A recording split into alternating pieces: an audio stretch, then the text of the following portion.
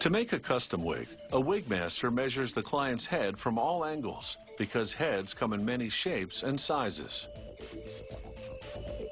He wraps her head in cellophane, twisting it just under the earlobes. Next, he sticks filament tape all over the cellophane wrap.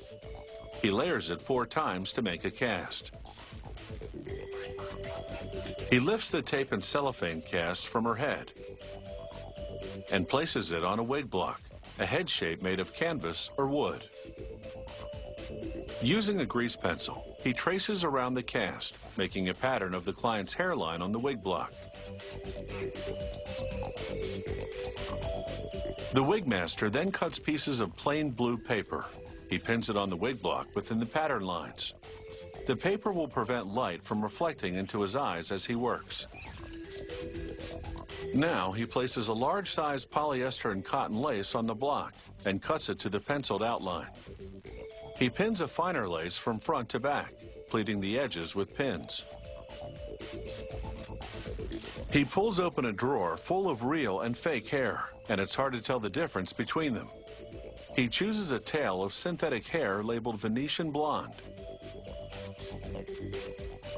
Pieces of pink and orange synthetic hair will be blended into the Venetian blonde tresses to create dramatic highlights. This is the tool for the job. It's a giant comb with rows of sharp steel teeth. It's called a hackle. The wig master places the Venetian blonde synthetic hair between the teeth of the hackle and sets the bright pink and orange locks on top.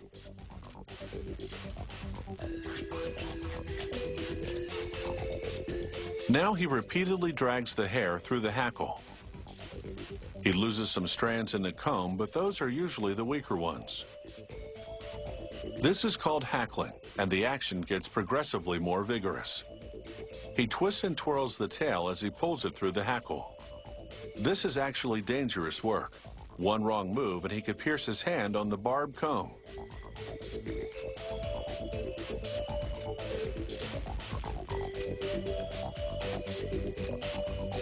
Once the hair is blended, he cuts it in 2. Then he presses the hair into little metal pins on a leather holding card. The pins on a top card interlock with the bottom one.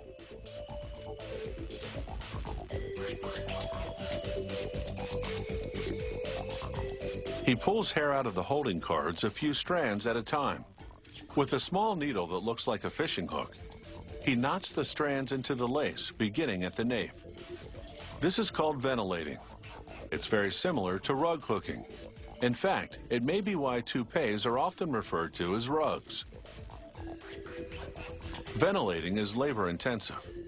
He spends a minimum of 50 hours knotting the thousands of strands that it takes to make a wig.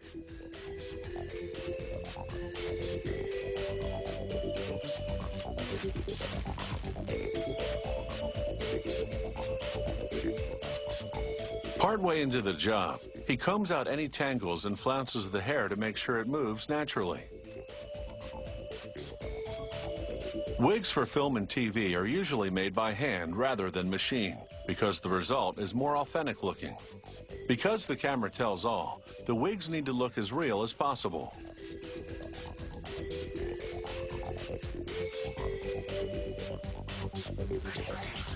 He weaves the front of the wig 1 strand at a time because the front hairline always gets the most scrutiny.